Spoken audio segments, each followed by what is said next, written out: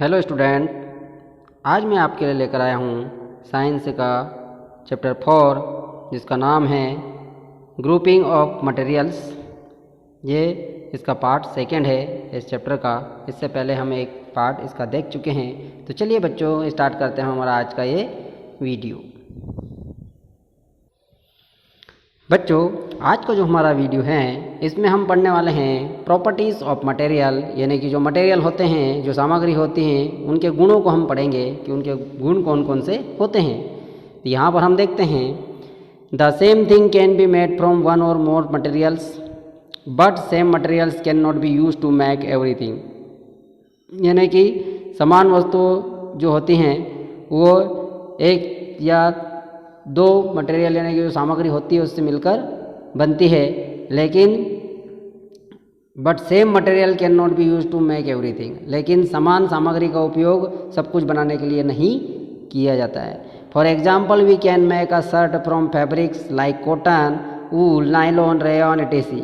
यानी कि हम यहाँ पर कुछ उदाहरण दिए हैं। जैसे शर्ट बनाने के लिए हम कुछ फैब्रिक जैसे वूलन का उपयोग करते हैं, कॉटन का उपयोग करते हैं, नायलॉन का उपयोग करते हैं या रेयन का हम उपयोग करते हैं। तो ये एक शर्ट जो होती हैं उसको बनाने के लिए हम इनमें से किसी भी प्रकार के फैब्रिक का उपयोग कर सकते हैं। But can not use these materials to make a cooking pot. लेकिन इसी मटेरियल का जो उपयोग है वो हम खाना पकाने के बर्तन बनाने के लिए नहीं कर सकते हैं। Thus we can conclude that matters differ in their size, shape, colour, texture and smell. All of these are the properties of matter. यानी कि यहाँ पर इससे हम ये अंदाज़ा लगाते हैं कि जो मैटर्स होती हैं वो साइज में, उनके आकार, जो उनका प्रकार जो होता है, उनका रंग जो होता है, उनकी जो स्मेल होती है, उनकी गंध जो होती हैं, उसमें वो अलग होते हैं। और यही सारे जो एक मटेरियल होता है उसकी प्रॉपर्टीज़ होती हैं, यानी कि प्रॉपर्टीज़ ऑफ मैटर। यानी कि जो मैटर होता है, पदार्थ होता है, उसकी ये विशेषताएँ होती हैं। This properties are as follows. यानी कि यहाँ पर हम इस प्रॉपर्टीज़ को पढ़ेंगे कौन कौन सी प्रॉपर्टीज़ होती हैं। तो पहले दिया हमारा, उसका नाम है लुस्टर। लुस्टर का मीन्स होता है चमक। तो लुस्टर को यहाँ पर हम देखते हैं, each materials looks different from the other. यानी कि हम जो भी सामग्री देखते हैं, जो भी हमें दिखाई देती है, वो क्या होती हैं, वो एक दूसरे से अलग होती है। सम मटेरियल्स में शाइन वाइल अदर्स में नॉट। कुछ सामग्री जो होती हैं वो चमकदार होती हैं जबकि कुछ नहीं। The materials which have a special sign on them are said to be lustrous and the special sign on them is called lustre. यानी कि हम देखते हैं कि इसमें जो कुछ मटेरियल्स होते हैं उनके ऊपर विशेष प्रकार की चमक होती हैं, तो उनको चमकदार बोला जाता है या विशेष चमक बोला जाता है, और इसको लस्टर मीन्स इसको चमक कहा जाता है। Materials that have such lustre are called metals. और जो मटेरियल्स होते हैं, जो सामग्री होती हैं जिसमें चमक होती हैं, उसको मेटल्स यानी कि उसको धातु बोला जाता है। मेटल्स का मीन्स होता है धातु। Iron, copper, aluminium and gold are example of some metals which show bright metallic lustre when they are freshly cut. यानी कि यहाँ पर हम बात करें, जो हमारा लोहा होता है, तांबा होता है, एल्यूमिनियम जो होता है हमारा, या जो हमारा सोना होता है, ये सारे एग्जाम्पल है किसके, धातु के। यानी कि ये सभी धातु होती हैं और इनमें चमक रहती हैं जब ये, यानी कि धात्विक चमक रहती हैं जब ये ताजे कटी हुई हो। यानी कि जब ये ताजे कटे हुए रहते हैं तब इनमें धात्विक चमक रहती है। This shiny appearance makes jewellery and decorations look more attractive. यानी कि ये जो चमक होती हैं इसके कारण इनका ज्वेलरी और जो यानी कि आभूषण और जो हमारे डेकोरेशन जिसको बोला जाता है, यानी कि सजावट की जाती हैं, वो काफ़ी आकर्षित लगती हैं। फॉर दिस रीज़न गोल्ड, इस कारण गोल्ड को हम देखते हैं आगे। For this reason gold, silver and diamond are widely used for making jewellery. और इसी कारण हम देखते हैं कि जो सोना होता है या चांदी होती है या जो हीरा होता है, डायमंड मीन्स हीरा होता है, इनका उपयोग बड़े पैमाने पर आभूषण बनाने में किया जाता है। Some metals such as copper and aluminium become dull and lose shine over long periods of time. यानी कि कुछ धातुएं होती हैं जैसे हमारा तांबा हो गया या हमारा जो एल्यूमिनियम हो गया, वो कुछ समय के बाद जो उनकी चमक होती है वो कैसी फीकी पड़ जाती है, डल हो जाती है, कम हो जाती हैं। This is because of action of air on them और due to a layer of dust और dirt from formed over them. यानी कि ये क्यों होता है, क्योंकि एयर उनसे रिएक्शन करता है, एयर और उस धातु के बीच में एक रिएक्शन होती हैं जो उनके ऊपर एक डस्ट यानी कि धूल और गंदगी की परत बना देती है, जिसके कारण उनकी चमक कम हो जाती है। When oxygen in the air combines with such metals it causes damage to them. यानी कि जब एटमॉस्फेयर यानी कि जो हमारा वायुमंडल है उसके अंदर जो ऑक्सीजन उपस्थित है वो ऑक्सीजन क्या करती हैं, मेटल के साथ कंबाइन होती हैं और मेटल के साथ कंबाइन होकर वो मेटल को डैमेज करती है, यानी कि उससे रिएक्शन करती है। For example iron gets damage on coming in contact with moist air and the process is called rusting. यानी कि हम लोहे की अगर बात करते हैं, ये जो हमारा लोहा होता है वो डैमेज हो जाता है यानी कि ख़राब हो जाता है जब वो नमी युक्त हवा जो रहती है उसके कांटेक्ट में आ जाता है, तो उसमें वो लोहे को ख़त्म कर देती है, यानी कि जिसको बोला जाता है जंग लगना, यानी कि रस्टिंग, यानी कि उसमें जंग लग जाती है और जिसके कारण लोहा पूरी तरीके से धीरे धीरे ख़त्म हो जाता है। On the other hand aluminium metal gets protected when oxygen in the air combines with the surface of this metal.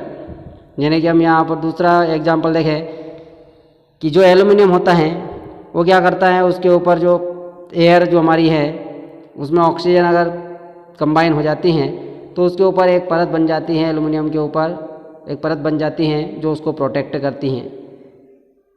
This forms a thick protective layer which is protective in nature. यानी कि ये मोटी layer उसके ऊपर बन जाएगी aluminium के ऊपर, जिसके कारण वो उसको नेचर यानी प्रकृति के अंदर उसको प्रोटेक्शन प्रदान करती है, यानी कि उसको सुरक्षा प्रदान करती है। तो यहाँ पर हमें कुछ यूटेंसिल्स दिखाई दे रहे हैं पिक्चर के अंदर, जैसे यहाँ पर कॉपर वेसल्स है, यहाँ पर अगर हम बात करें तो ये आयरन वेसल्स है और यहाँ पर हमारा एल्युमिनियम वेसल्स है। तो ये हमारे यूटेंसिल्स है जो अलग अलग मेटल्स से मिलकर बने हुए हैं, यानी कि इनको अलग अलग मेटल्स से तैयार किया है। अगला हम देखें हार्डनेस यानी कठोरता। कठोरता की अगर हम बात करें,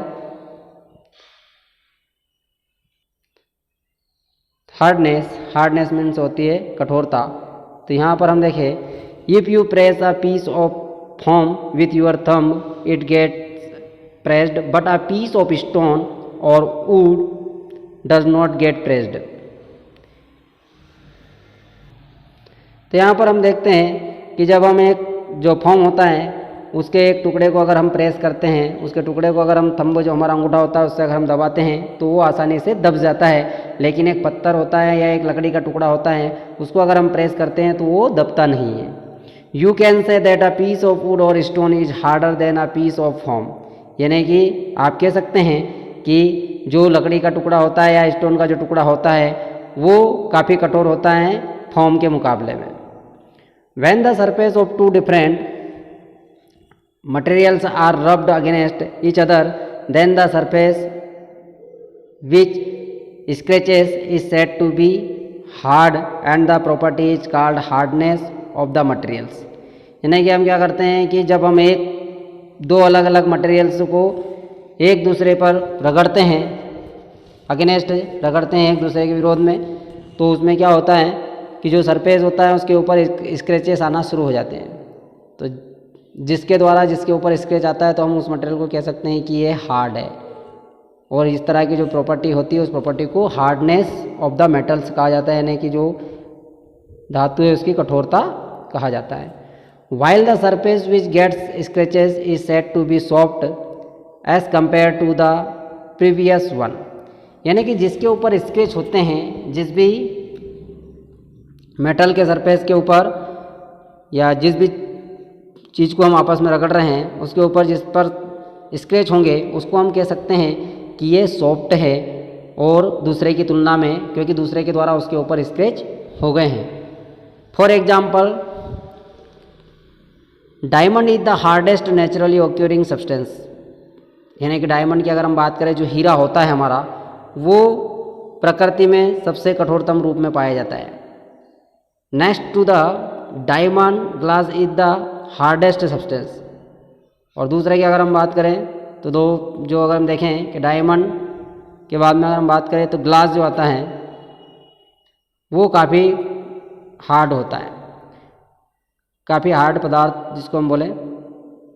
diamond is used to cut the glass, और डायमंड का उपयोग जो होता है वो ग्लास जो हमारा कांच होता है उसको काटने के लिए उसका उपयोग किया जाता है। Talcum prepare from shop stone is the softest substances, यानी कि जो हमारा पाउडर टेल्कम जो होता है, टेल्कम पाउडर जो हमारे होते हैं, जैसे पाउडर की अगर हम बात करें तो पॉन्ड्स पाउडर हुआ या सिंथोल पाउडर हुआ, या जो भी हम पाउडर यूज़ करते हैं वे सारे पाउडर बनाए जाते हैं जो हमारा सॉफ्टेस्ट सब्सटेंसेस होता है सॉप स्टोन, उसके द्वारा उनको बनाया जाता है।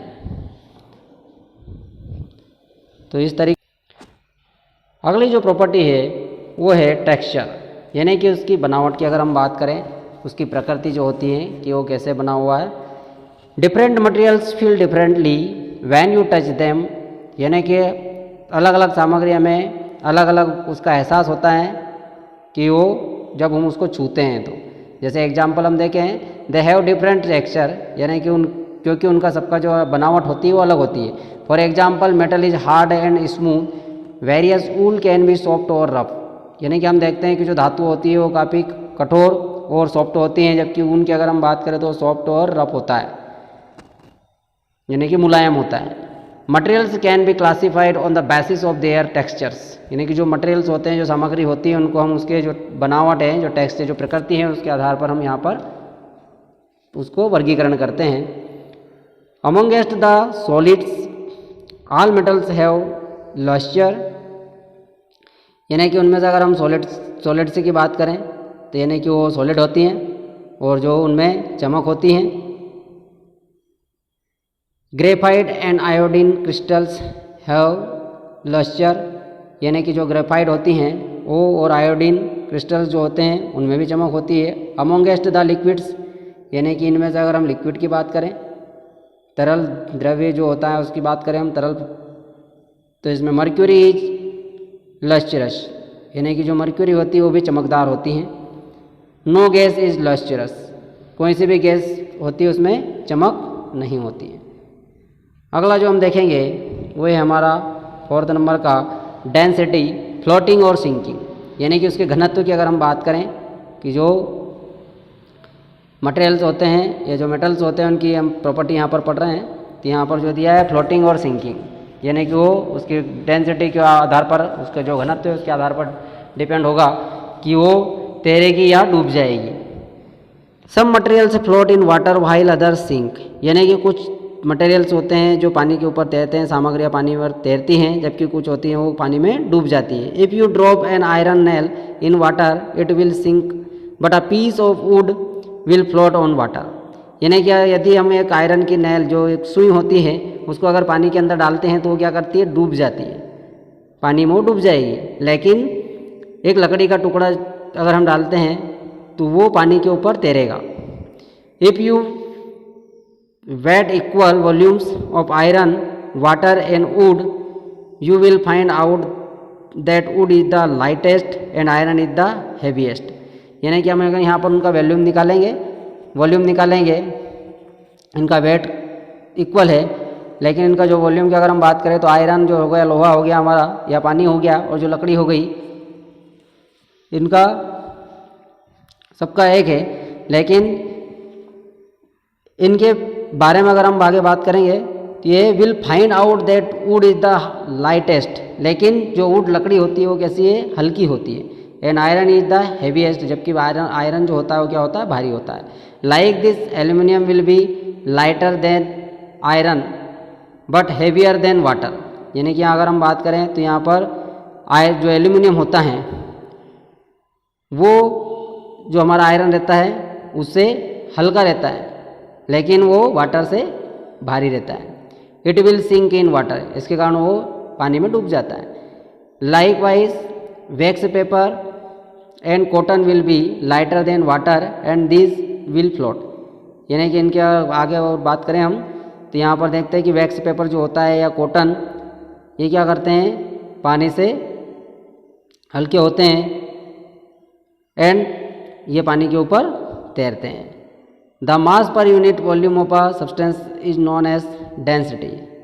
यानी कि जो मास की अगर हम बात करें यहाँ पर, उनका जो द्रव्यमान जो होता है per unit volume of a substance is known as density. तो मास की हम बात करें कि the mass per unit volume of a substance is known as density. यानी कि किसी पदार्थ के प्रति इकाई आयतन का द्रव्यमान घनत्व के रूप में जाना जाता है। A substances which is denser than water will sink in water. यानी कोई सा भी सब्सटेंसेस है वो अगर पानी से ज़्यादा डेंस है, ज़्यादा उसका घनत्व ज़्यादा है, तो पानी में क्या होगा, डूब जाएगा। A substances which is less dense than the water will float on water. और कोई भी सब्सटेंसेस है जिसका घनत्व जो है वो अगर कम होगा तो क्या होगा, पानी के ऊपर तैरेगा। तो इस तरीके से बच्चों हमने यहाँ पर ये हमारे कुछ जो हमारी प्रॉपर्टीज़ देखी यहाँ पर। इसके अलावा भी हमारी और भी टॉपिक है और उनमें भी हम प्रॉपर्टीज़ के बारे में पढ़ेंगे। तो आज का वीडियो हमारा यहीं समाप्त होता है। Thank you.